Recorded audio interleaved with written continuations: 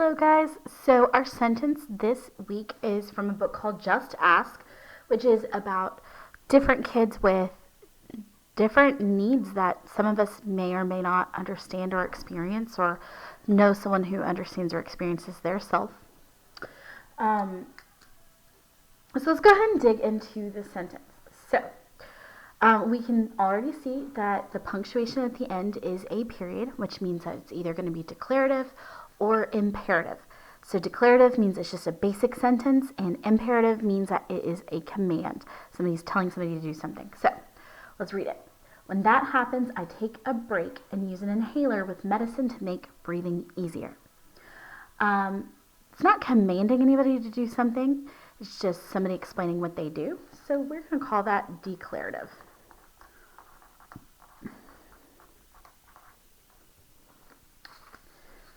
All right.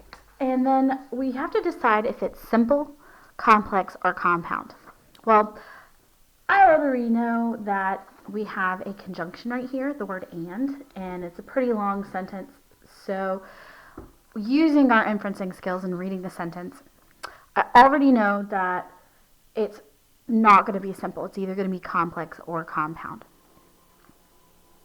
So I'm looking at things like commas and the conjunction.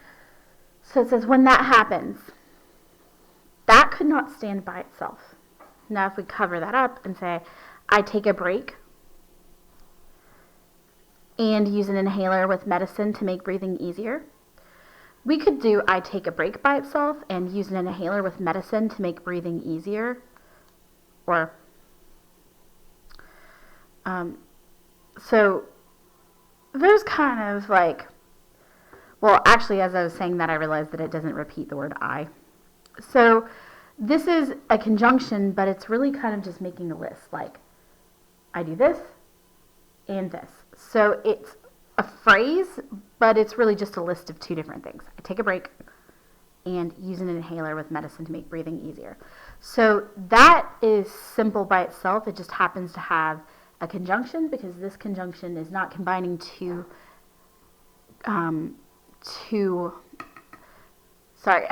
independent, that's the word I was searching for in my brain.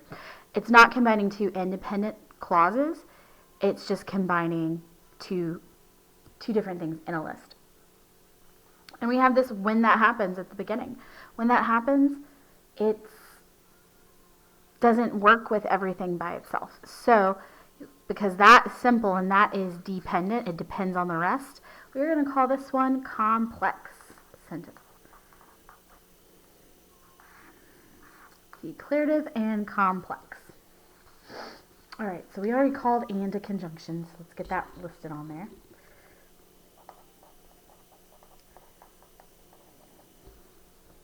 All right, let's dig into the sentence. So when that happens. Okay, there's a lot going on here, a lot of assuming. We have to read the book to understand everything completely. We do see that the person says that they take a break and use an inhaler. So we're assuming that is, if we were reading the book, it's probably talking about having an asthma attack or having troubles breathing. So that, because it's replacing an idea, it's going to be a pronoun.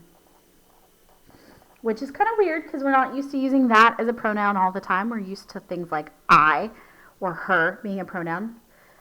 So we'll put a pronoun right here too. But that is a pronoun right here. Okay, when connects to something we were doing last week. It is an adverb, but it's relating to a specific piece in time. So this is going to be a relative adverb because it relates in time. So this when is describing a specific thing.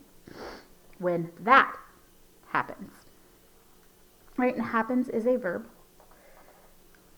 It's showing action. I take another action. A, which is an article. Take a break. Okay, right here, break can sometimes be a verb. It's like you do a break, you create it. Like if I break a pencil, then that is an action. But right here, a break is a space in time, so it's a thing. So break here is a noun. I break. So I take a break. Sorry, not I break. I take a break. And use, another verb, showing some action, using. An, another article.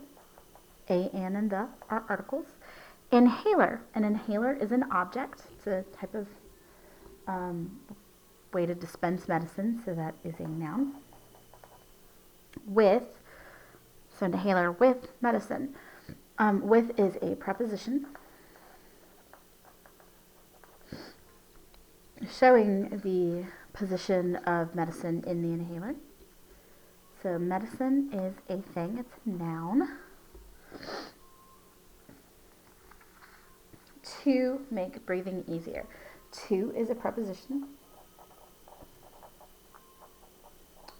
showing the relationship of the inhaler with medicine and making breathing easier. Okay, so we have make, which is another verb. To make breathing. Okay, this is a tricky one. This is something I didn't personally even learn until high school. So when we think of breathing, most of us probably think of it as being an action, right?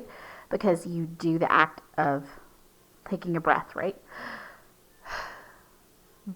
But, okay, it's a little tricky here because breathing is a verb with an ing on the end. And verbs with an ing on the end are something called a gerund, which turns this into a noun, which is like seriously super, super weird. So, verb with ing. Now, I do not expect you guys to completely understand this. It's complicated. Even now, I don't know that I fully understand it, but I do know that we're talking about the thing of breathing, not the action of breathing. So it kind of makes that a noun. So I kind of understand it that way, but I do not necessarily understand you guys to understand this gerund thing.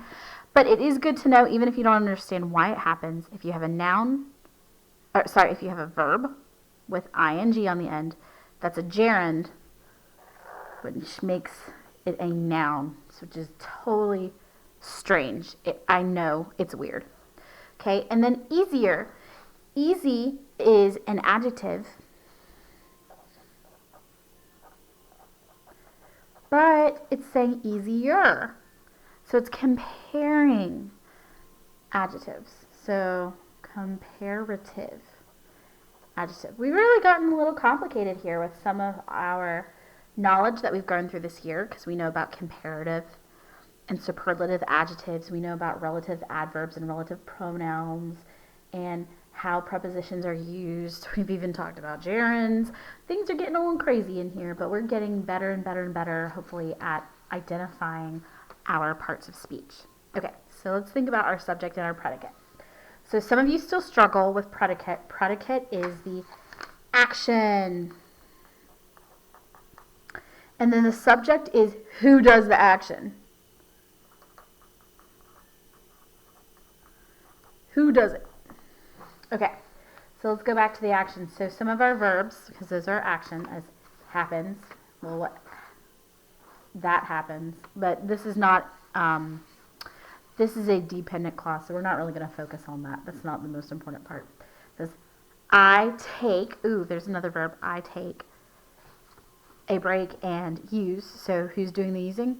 I take, I use, and we have to make, but let's focus on I. So